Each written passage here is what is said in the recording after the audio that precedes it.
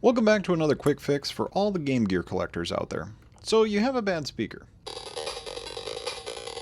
You crank up the volume and it crackles horribly, or it sounds like it's underwater and is barely functioning. And of course you've already replaced the capacitors, right? Right? Because that should be the first thing you do if you have any sound problems. But since you've already done that, because the caps always go bad on these, how do you swap the speaker because they are welded in place inside the housing? Simple. Let's jump into it. Get out a large game bit screwdriver, a smaller Phillips, and something small to pry with. Open up the housing by taking out all of the 7 rear screws and flip up the rear half of the housing to reveal the wire connectors inside. All of these need to come out, as does the main board and the 8 Phillips screws holding it in place too. Now we can finally have access to the speaker and the plastic bracket holding it. Your first thought may be to use the heat gun to remove this little piece of plastic, but if the heat isn't localized enough, it can damage the housing. And pulling soft plastic from the studs next to the speaker is not such a good option either. So we'll be using a soldering iron instead. Yes, I know the plastic will melt to the tip, but you'll just need to clean it really well when you're done.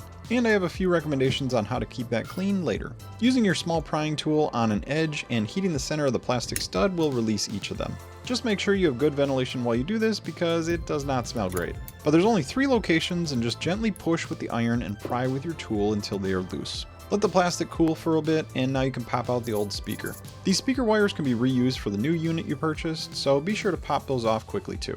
I found my replacement on eBay, but these are available in many locations online. Tin the pads on the new speaker and attach the old wires to it. Now reattach the bracket. You want the speaker to not only be tight, but also in the position where the wires come out of the bottom so that they can be routed around each of the screw studs. Then with the tip of your iron, quickly melt the ends of the plastic studs back into the bracket and kind of do a wiping motion to mix the plastic together and provide a good seal. Similar to soldering, you'll want to pause between each spot just to make sure the plastic has time to cool, and when you're done, it should be feeling pretty solid. Pop the circuit board in place and reinstall the rear housing and wires for testing.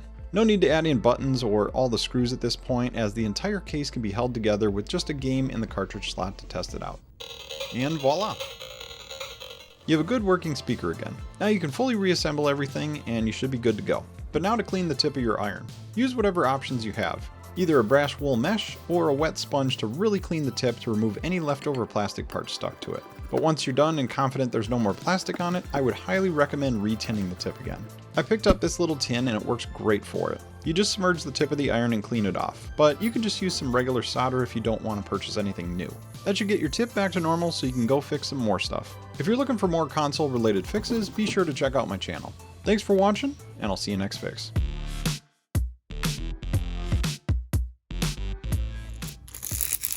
Oof, that sound is so good.